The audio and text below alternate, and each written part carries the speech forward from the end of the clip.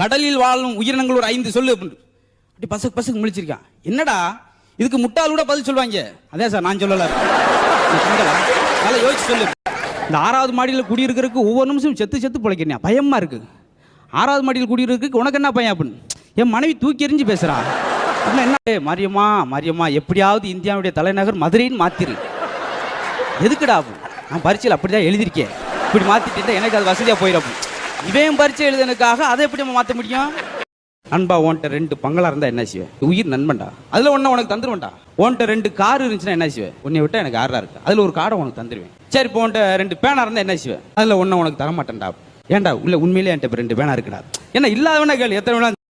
வர்ற மே மாதம் 7ஆம் தேதி தமிழ்நாடு ஃபுல்லா எல்லா ஸ்கூல் எல்லா காலேஜும் லீவு அப்படின்னு இருக்கான். பதறிட்டாங்க. என்னடா ஒரு இது அடுத்து நடக்க போற, எப்படி அப்படி சொல்ற?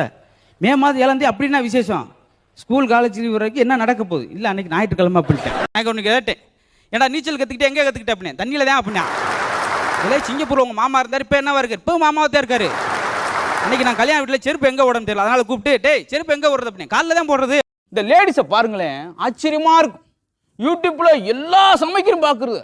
நண்டு வறுவல் செய்வது எப்படி, நத்தை செய்வது எப்படி, அவங்க அத்தையும் அதை படிக்குது. எல்லாம் செஞ்சுட்டு இத்தனையும் படிச்சுட்டு யூடியூப்ல 20 பார்த்துட்டு என்ன வைக்குதான்? உப்புமா தான் செய்யுது. இதுக்கு எதுக்கு நீ யூடியூப்ல போய் பார்க்குறீங்க?